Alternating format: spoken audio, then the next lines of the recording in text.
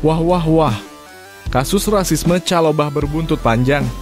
Kevin Dick sampai berikan pesan mengejutkan ini. Wow, ternyata sangat melelahkan ya. Joey Pulpes beberkan proses kebut naturalisasi dirinya.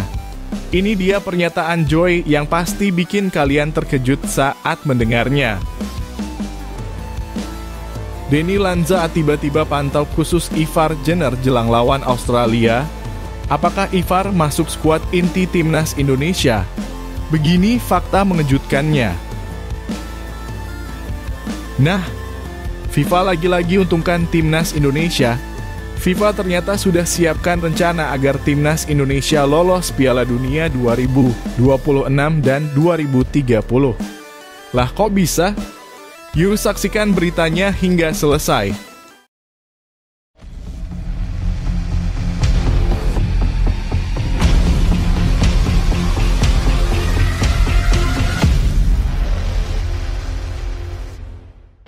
Mohon subscribe channel Timnasku Indonesia agar tidak ketinggalan informasi Timnas Indonesia. Ivar Jenner dipantau Denny Lanza jelang lawan Australia. Asisten pelatih Timnas Indonesia Denny Lanza terlihat memantau langsung aksi Ivar Jenner menjelang laga penting melawan Australia. Momen ini dibagikannya melalui akun Instagram pribadinya Denny_Lanza pada Sabtu 8 Maret 2025. Menandakan betapa seriusnya persiapan skuad Garuda dalam menghadapi tantangan besar di putaran ketiga kualifikasi Piala Dunia 2026 zona Asia. Indonesia akan menghadapi Australia di Sydney Football Stadium pada 20 Maret 2025 mendatang. Sebelum kembali ke tanah air untuk menjamu Bahrain di Stadion Utama Gelora Bung Karno SUGB K5 hari kemudian. Dengan 2 laga berat di depan mata, tim kepelatihan terus memantau performa para pemain diaspora, termasuk Ivar Jenner yang menjadi salah satu andalan lini tengah Garuda. Dalam laga terakhirnya bersama Jong FC Utrecht melawan Jong AZ Alkmaar di AFAS Training Complex with the Warmer, Ivar bermain selama 86 menit sebagai gelandang. Sayangnya timnya harus menelan kekalahan telak 1-5 dari tuan rumah. Meski begitu, Lanza tampaknya tetap ingin melihat langsung bagaimana performa Ivar di level klub sebelum menentukan perannya dalam skema permainan timnas. Selain Jenner, beberapa pemain Indonesia lainnya yang merumput di Belanda juga diprediksi akan mendapat sorotan dari tim kepelatihan. Nama-nama seperti Tom Haye dalam kurung Almere City, Mads Hilgers dalam kurung FC Twente, Liano Reinders dalam kurung PEC Zwolle, dan Calvin Verdonk dalam kurung NEC Nijmegen berpeluang besar dipantau dalam waktu dekat. Bahkan Lanza juga disebut-sebut tertarik mengamati permainan calon pemain naturalisasi baru dan James yang saat ini bermain untuk Go Ahead Eagles. Dengan semakin dekatnya laga melawan Australia, keputusan mengenai siapa yang akan mengisi starting XI Timnas Indonesia tentu menjadi perbincangan hangat di kalangan supporter. Apakah Ivar Jenner layak menjadi starter di laga nanti? Ataukah ada pemain lain yang lebih pantas mengisi lini tengah? Bagaimana menurut kalian? Tulis pendapat kalian di kolom komentar.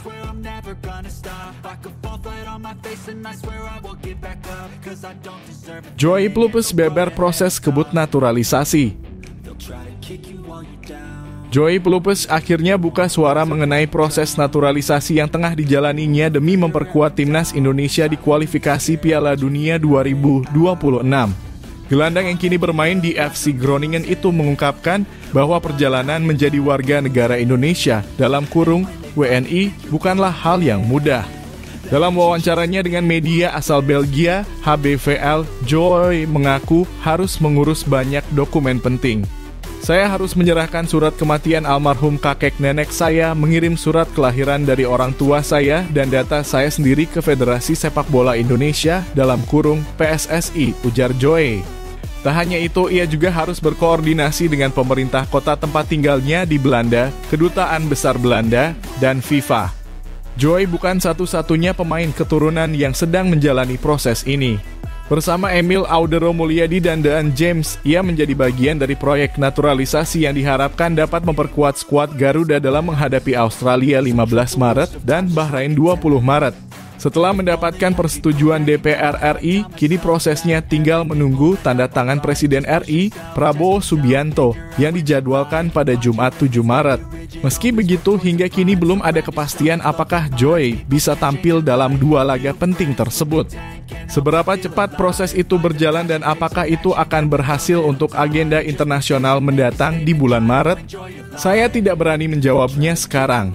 Tetapi kami sedang mengusahakannya dan berharap banyak bisa bermain, tambahnya. Dengan semakin dekatnya pertandingan kualifikasi Piala Dunia 2026, PSSI memang terus berupaya menambah kekuatan tim melalui pemain naturalisasi. Kehadiran Joy Pelupes dan kawan-kawan diharapkan bisa menambah kedalaman skuad Sintayong agar mampu bersaing di level tertinggi. Namun proses naturalisasi yang panjang dan rumit ini juga menimbulkan berbagai reaksi dari publik. Ada yang mendukung penuh langkah PSSI untuk mendatangkan pemain berkualitas demi meningkatkan performa timnas. Tapi tak sedikit pula yang mempertanyakan apakah naturalisasi benar-benar solusi terbaik atau justru bisa menghambat perkembangan pemain lokal. Bagaimana menurut kalian? Apakah Joy Pelupes dan pemain naturalisasi lainnya layak membela timnas Indonesia? Atau seharusnya PSSI lebih fokus mengembangkan talenta lokal? Tulis pendapat kalian di kolom komentar.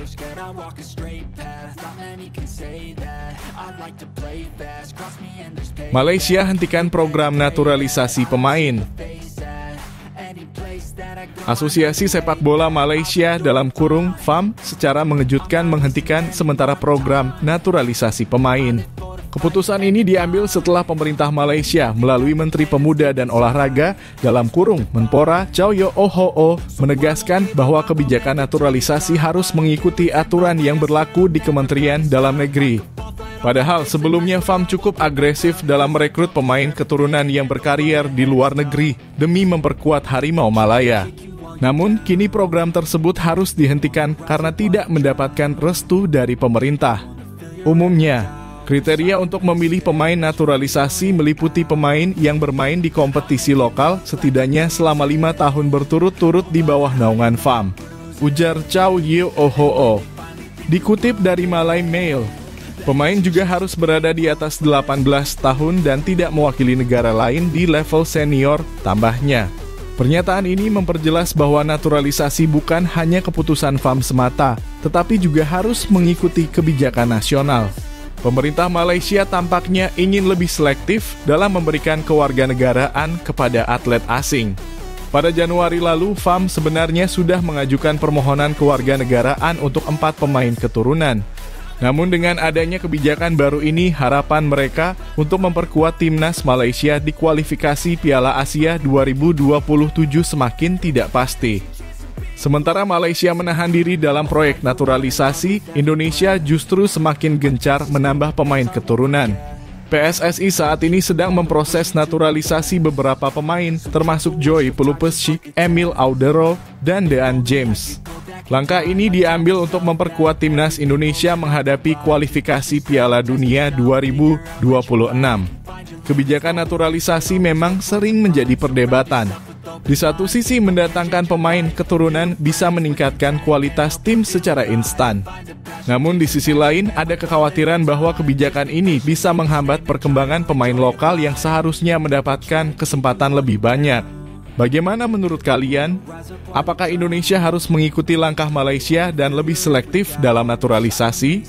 Atau justru tetap agresif mencari pemain keturunan demi memperkuat timnas Garuda? Tulis pendapat kalian di kolom komentar.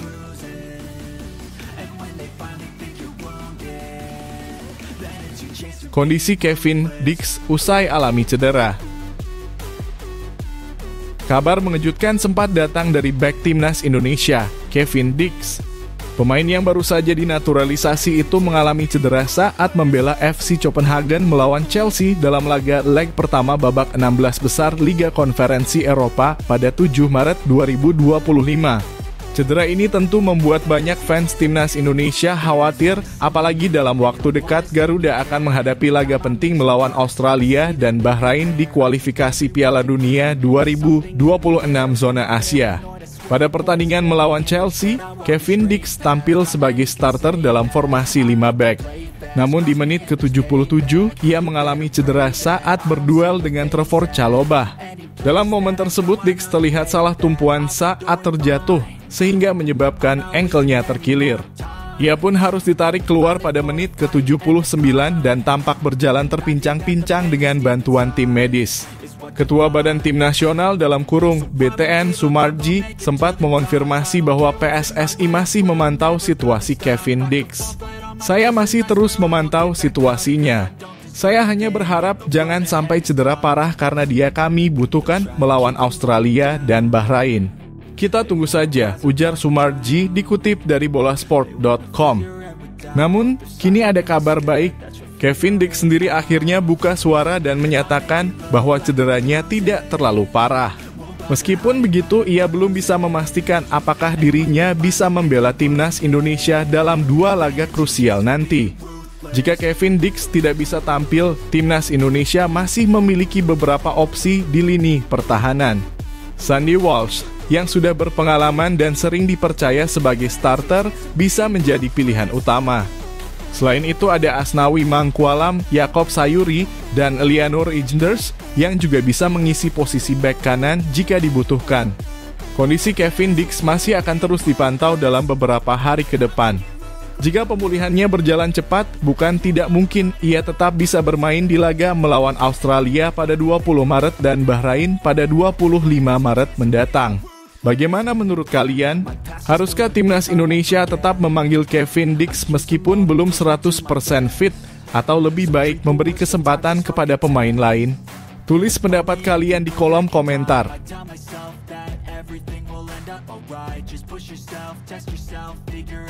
Kevin Dix bela Trevor Chalobah dari aksi rasisme. Baik timnas Indonesia, Kevin Dix memberikan pembelaan terhadap pemain Chelsea, Trevor Chalobah, yang menjadi sasaran serangan rasis di media sosial. Insiden ini terjadi setelah keduanya terlibat duel dalam pertandingan leg pertama babak 16 besar Europa Conference League antara FC Copenhagen versus Chelsea di Parken Stadium, Jumat, 7 Maret 2025. Dalam pertandingan yang berakhir dengan kemenangan 2-1 untuk Chelsea, Kevin Dix mengalami cedera usai bentrok dengan Chalobah. Sayangnya, beberapa supporter Indonesia melampiaskan kemarahan mereka dengan menyerang Chalobah di kolom komentar Instagramnya dengan ujaran rasis. Menanggapi hal tersebut, Kevin Dix dengan tegas menyatakan bahwa cedera yang dialaminya bukan kesalahan Chalobah. Melalui akun X miliknya, ia menulis bahwa dirinya mengetahui adanya serangan rasisme terhadap Chalobah di media sosial dan menegaskan bahwa insiden tersebut murni karena kesalahannya sendiri. Dix juga menambahkan bahwa dirinya tidak pernah mentoleransi rasisme atau diskriminasi dalam bentuk apapun. Ia menegaskan bahwa semua pemain berhak mendapatkan perlakuan yang setara dan dihormati tanpa memandang latar belakang mereka. Kasus rasisme dalam sepak bola bukanlah hal baru dan FIFA memiliki aturan ketat terkait hal ini. Berdasarkan pasal 13 Kode Disiplin FIFA, tindakan rasisme dalam bentuk apapun dapat berujung pada sanksi tegas, baik kepada individu, klub, maupun federasi sepak bola suatu negara. FIFA bisa mengambil langkah investigasi dan memantau kasus ini lebih lanjut dengan bekerja sama dengan otoritas sepak bola setempat, termasuk PSSI dan klub terkait. Jika ditemukan bahwa akun-akun yang melakukan serangan berasal dari pendukung resmi timnas Indonesia atau terafiliasi dengan federasi sepak bola nasional, FIFA dapat menjatuhkan peringatan keras, denda, hingga larangan menghadiri pertandingan bagi mereka yang terlibat. Lebih jauh lagi, jika aksi rasisme dilakukan dalam skala besar oleh pendukung dari suatu negara, FIFA bahkan bisa menjatuhkan sanksi kepada federasi sepak bola terkait, termasuk kemungkinan denda atau hukuman lain bagi PSSI. Sebagai organisasi sepak bola tertinggi, FIFA juga terus memperkuat kampanye No to Racism yang bertujuan untuk mendidik para supporter agar lebih bijak dalam bersikap dan menggunakan media sosial. Rasisme dalam sepak bola harus diberantas dan setiap pemain tanpa terkecuali berhak atas rasa hormat dari para penggemar. Kasus ini menjadi peringatan bahwa sepak bola harus tetap menjunjung tinggi fair play dan sportivitas. Mengkritik permainan adalah hal yang wajar, tetapi menyerang pemain dengan kata-kata rasis bukanlah sesuatu yang bisa dibenarkan. Saatnya supporter Indonesia menunjukkan sikap yang lebih dewasa dan mendukung para pemain dengan cara yang lebih positif. Bagaimana menurut kalian? Apakah FIFA harus bertindak tegas dalam kasus ini? Atau ada cara lain untuk menghentikan rasisme dalam sepak bola? Tulis pendapat kalian di kolom komentar.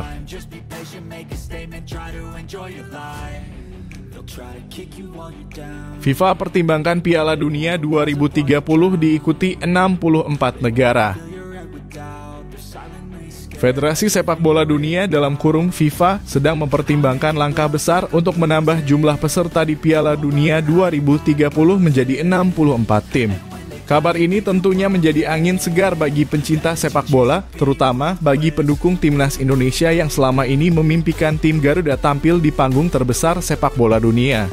Dengan bertambahnya jumlah peserta, peluang Indonesia untuk lolos semakin terbuka lebar, apalagi jika melihat perkembangan pesat sepak bola nasional dalam beberapa tahun terakhir. Rencana ini pertama kali mencuat dalam pertemuan Dewan FIFA pada 5 Maret 2025. Di mana seorang anggota dewan secara spontan mengusulkan agar Piala Dunia 2030 diikuti 64 negara sebagai bagian dari perayaan 100 tahun Piala Dunia. Usulan ini mendapat perhatian serius dari Presiden FIFA, Gianni Infantino, yang menyebut bahwa ide tersebut menarik dan perlu dikaji lebih lanjut. Jika terrealisasi, maka ini akan menjadi perubahan besar dalam sejarah sepak bola dunia. Setelah sebelumnya FIFA telah memastikan Piala Dunia 2026 akan diikuti oleh 48 tim naik dari 32 tim yang sudah berlangsung sejak 1998. Piala Dunia 2030 sendiri akan digelar di Maroko, Spanyol, dan Portugal dengan pertandingan pembuka dimainkan di Uruguay, Argentina, dan Paraguay sebagai penghormatan kepada sejarah turnamen ini. Format baru yang memungkinkan 64 tim berpartisipasi akan memberikan kesempatan lebih banyak bagi negara-negara berkembang dalam sepak bola, termasuk Indonesia. Dengan semakin luasnya slot yang tersedia, timnas Garuda kini memiliki peluang lebih besar untuk menembus ajang bergengsi ini. Jika melihat perkembangan timnas Indonesia saat ini, peluang tampil di Piala Dunia bukanlah mimpi yang mustahil. PSSI telah mendatangkan pelatih kelas Eropa dan memperkuat skuad dengan pemain-pemain naturalisasi yang memiliki pengalaman bermain di liga top Eropa. Ini tentu menjadi modal besar bagi Indonesia untuk bersaing di kualifikasi Piala Dunia. Dengan peningkatan kualitas pemain, strategi yang lebih matang, serta format baru yang membuka lebih banyak slot, timnas Garuda bisa menjadi kuda hitam yang mengejutkan banyak pihak di babak kualifikasi nanti. Kabar ini tentu menjadi euforia bagi fans sepak bola Indonesia. Jika FIFA benar-benar merealisasikan Piala Dunia dengan 64 negara peserta, maka rasanya sulit membayangkan Indonesia tidak ikut serta. Dengan perkembangan yang terjadi saat ini ditambah dukungan penuh dari federasi, pemerintah, dan para supporter, timnas Indonesia bisa mengukir sejarah dengan tampil untuk pertama kalinya di Piala Dunia. Bagaimana menurut kalian? Apakah Indonesia akan benar-benar bisa lolos ke Piala Dunia 2030? Ataukah masih ada tantangan yang perlu diselesaikan? Tulis pendapat kalian di kolom komentar.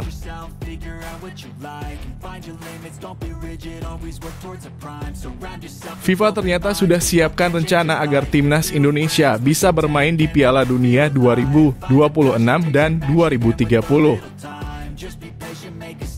Timnas Indonesia saat ini tengah berjuang untuk mengamankan tiket ke Piala Dunia 2026, sebuah impian besar yang selama ini dinantikan oleh para penggemar sepak bola tanah air. Dengan 4 pertandingan tersisa, peluang masih terbuka lebar bagi timnas Garuda untuk bisa lolos, asalkan minimal mampu meraih 2 kemenangan dan 1 hasil imbang. Namun, jika pada akhirnya Indonesia belum berhasil mengamankan tiket ke Piala Dunia 2026, supporter tidak perlu kecewa berlebihan. Pasalnya, FIFA telah menyiapkan format baru yang lebih menguntungkan, terutama untuk Piala Dunia 2030. Menurut laporan dari beberapa media internasional, termasuk media Vietnam, FIFA sedang mempertimbangkan untuk menambah jumlah peserta di Piala Dunia 2030 menjadi 64 tim. Keputusan ini diambil dalam rangka merayakan ulang tahun ke-100 turnamen sepak bola paling prestisius di dunia tersebut. Jika usulan ini benar-benar direalisasikan, maka kesempatan Indonesia untuk tampil di Piala Dunia akan semakin besar. Dengan jumlah peserta yang bertambah, jatah tiket dari Konfederasi Sepak Bola Asia (AFC) juga kemungkinan akan meningkat. Saat ini dengan format 48 tim yang mulai diterapkan di Piala Dunia 2026, AFC mendapatkan 8,5 slot. Jika peserta bertambah menjadi 64 tim, maka kuota bagi negara-negara Asia akan semakin luas, membuka peluang bagi tim-tim yang berada di peringkat 20 besar Asia, termasuk Indonesia. Bukan hanya Indonesia, negara-negara Asia Tenggara lainnya seperti Vietnam dan Thailand juga bisa memanfaatkan format baru ini untuk bisa lolos ke Piala Dunia 2030. Namun Indonesia memiliki keuntungan tersendiri karena saat ini PSSI telah melakukan banyak perubahan positif. Kehadiran Patrick Kluivert sebagai pelatih kepala serta semakin banyaknya pemain naturalisasi berkualitas yang bermain di Liga Top Eropa membuat kekuatan timnas Indonesia semakin solid. Dengan persiapan yang matang, strategi yang tepat, dan dukungan penuh dari supporter, timnas Garuda bisa menjadi kuda hitam yang mengejutkan banyak pihak di kualifikasi nanti. Format baru FIFA ini tentu menjadi harapan besar bagi seluruh pecinta sepak bola Indonesia. Jika timnas gagal di Piala Dunia 2026, bukan berarti harapan pupus, karena Piala Dunia 2030 bisa menjadi momentum emas bagi Indonesia. Bayangkan setelah sekian lama hanya menjadi penonton, Indonesia akhirnya bisa tampil di panggung sepak bola terbesar di dunia. Akankah kita melihat Garuda bertarung di Piala Dunia? Bagaimana menurut kalian? Apakah timnas Indonesia bisa memanfaatkan kesempatan ini? Atau masih ada hal yang perlu diperbaiki sebelum benar-benar siap? Tulis pendapat kalian di kolom komentar.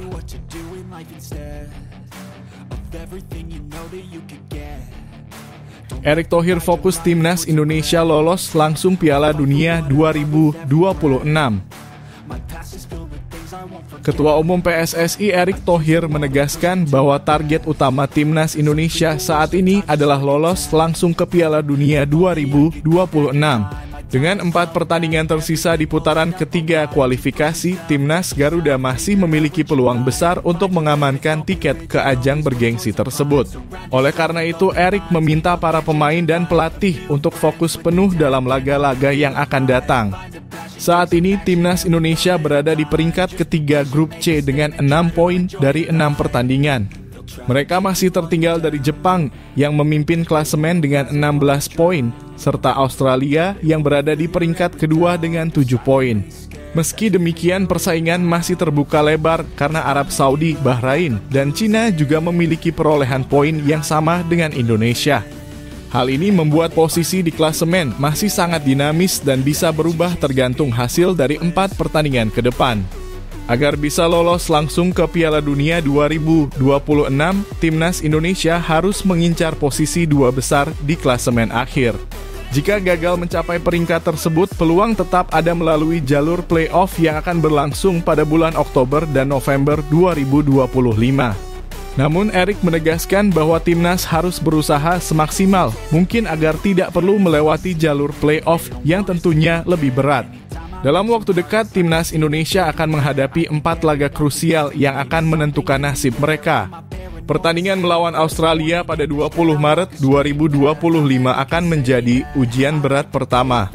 5 hari kemudian, timnas akan bertemu Bahrain pada 25 Maret 2025. Setelah itu, timnas harus menghadapi duel penting melawan Cina pada 5 Juni 2025 sebelum akhirnya menantang Jepang di laga terakhir pada 10 Juni 2025. Menurut Erick Thohir, timnas Indonesia harus tampil maksimal di keempat pertandingan tersebut agar bisa menghindari jalur play-off dan memastikan tiket langsung ke Piala Dunia. Ia mengingatkan bahwa kesempatan ini sangat berharga dan tidak boleh disia-siakan begitu saja. Ia juga menegaskan bahwa mimpi lolos ke Piala Dunia bukan sekadar angan-angan, melainkan sesuatu yang harus diperjuangkan dengan serius. Berbagai upaya terus dilakukan PSSI untuk mendukung timnas Indonesia mencapai target ini. Salah satunya adalah dengan menaturalisasi pemain berkualitas yang bisa meningkatkan kekuatan tim.